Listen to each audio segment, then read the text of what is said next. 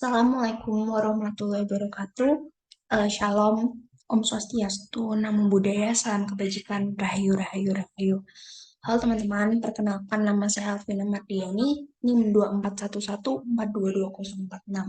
Kali ini saya akan mempresentasikan yaitu suatu materi yang bernama pemahaman seputar materi pengantar ilmu budaya yang sudah didapatkan selama satu semester ini, yaitu semester 3. Namun sebelum kita membahas ke materi intinya, saya akan menjelaskan beberapa subbab yang akan dibahas dalam presentasi pada kali ini. Pada presentasi kita kali ini ada 4 subbab. Yang pertama ada konsep ilmu budaya yang sudah dipelajari selama satu semester ini.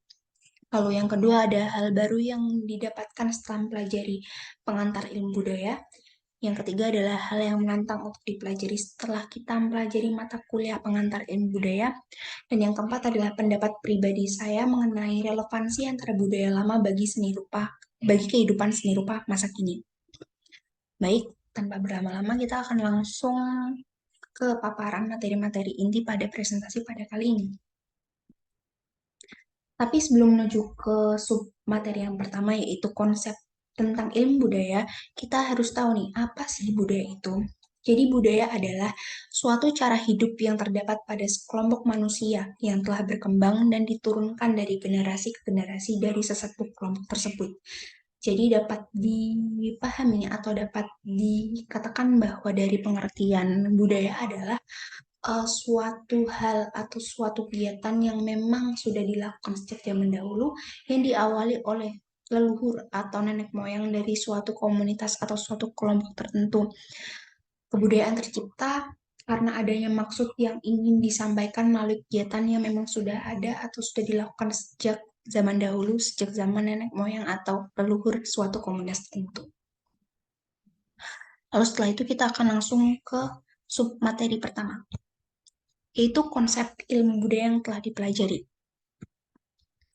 Pada highlight yang ada pada slide kali ini, yaitu ilmu budaya adalah mengkaji tentang budaya.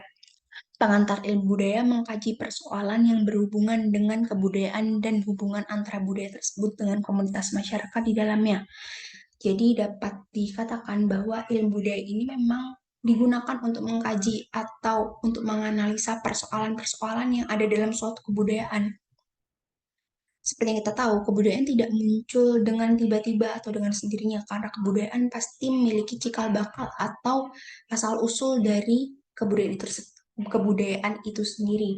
Kebudayaan dimulai dari nenek moyang atau leluhur dari suatu kelompok atau komunitas tertentu, lalu anak cucu mereka melanjutkan kegiatan yang disebut kebudayaan tersebut, lalu makin lama kegiatan tersebutlah yang disebut dengan suatu kebudayaan.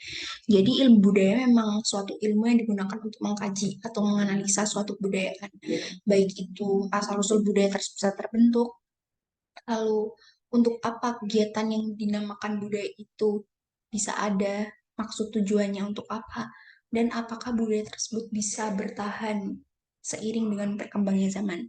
Ilmu budaya digunakan untuk mengkaji hal-hal tersebut. Lalu lanjut ke submateri selanjutnya yaitu hal baru.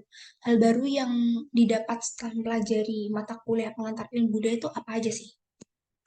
Nah, seperti yang pada highlight di slide ini, pengantar ilmu budaya sebagai jendela wawasan.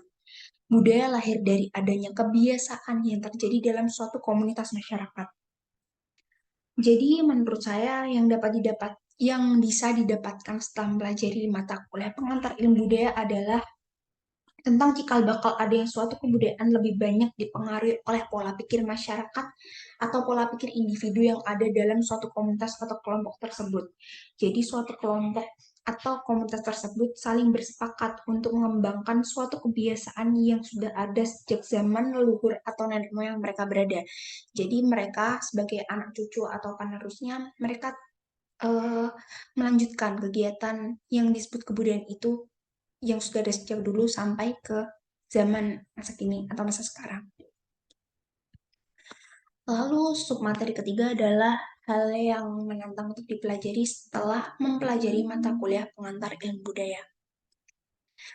Seperti highlight pada slide kali ini, pengantar ilmu budaya memantik semangat berpikir kritis. pengantar ilmu budaya memberi kesempatan kepada mahasiswa untuk berpikir lebih kritis soal kebudayaan di Indonesia yang memang tidak serta-merta ada begitu saja. Dengan adanya mata kuliah pengantar ilmu budaya, kita tuh kayak bisa mengeksplorasi atau menganalisis adanya perbedaan kebudayaan yang mungkin ada di dalam suatu wilayah atau kawasan. Jadi di suatu komunitas atau suatu kelompok itu tuh bisa terjadi atau bisa ada dua kebudayaan berbeda, padahal itu suatu kelompok atau komunitas yang sama. Nah, sehingga jadi tuh kita bisa mempelajari dengan ada ilmu budaya itu mengapa perbedaan kebudayaan tersebut bisa ada, padahal mungkin saja mereka memang dari suatu kelompok dengan nenek moyang atau leluhur yang sama gitu.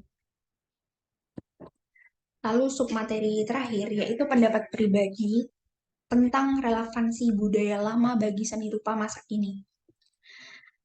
Eh, Sesuai sama jurusan kita ya, seni rupa, pasti ada kebudayaan ini tidak akan lepas dari seni-seni yang ada pada masa dulu dan masa kini. Lalu seperti yang di-highlight pada slide kali ini, budaya lama tidak selamanya tertinggal dan digerus oleh globalisasi. Akulturasi antara budaya lama dan seni rupa masa kini bisa dilakukan dan bisa jadi sebuah ide yang cemerlang.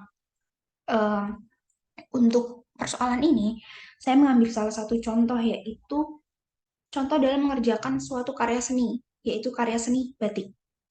Corak batik memang sudah ada sejak zaman dahulu. Seperti yang kita tahu ya, corak batik itu pasti bermacam-macam banget. Emang udah dari dulu tuh, dari zaman leluhur atau nenek moyang kita tuh corak batik udah banyak banget. Contohnya aja kayak batik Kawung, batik Parang Kusuma, batik Semarangan ya, kayak gitu. Nah, corak batik ini bisa dipertahankan keberadaannya di masa sekarang dengan salah satu metode atau salah satu teknik pembuatan yaitu dengan metode printing. Jadi kita melakukan akulturasi nih antara kebudayaan lama dengan kebudayaan baru yang mengikuti perkembangan teknologi atau perkembangan zaman, mengikuti teknologi globalisasi. Jadi corak batik ini dibuat dengan menggunakan teknik printing. Kan kita tahu ya kalau pada zaman dahulu batik ini dibuat menggunakan teknik canting, terus mungkin cap ikat atau teknik cap. Nah, pada masa sekarang kita bisa menggunakan teknik printing untuk meminimalisir atau membuat pembuatan batik menjadi lebih efektif.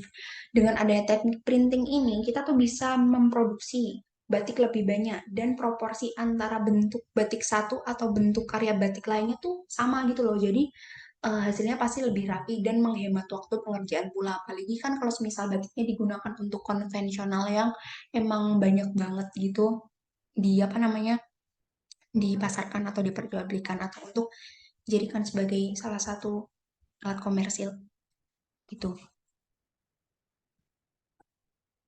Nah, jadi sudah selesai ya sebenarnya pemaparan materi pada presentasi kali ini. Namun saya mengutip sebuah quotes atau kutipan dari seorang penilik ilmu kebudayaan, yaitu Walter Lippmann. Jadi Walter Lippmann ini mengatakan bahwa budaya adalah nama untuk apa yang orang tertarik, pikiran mereka, model mereka, buku yang mereka baca, dan pidato yang mereka dengar.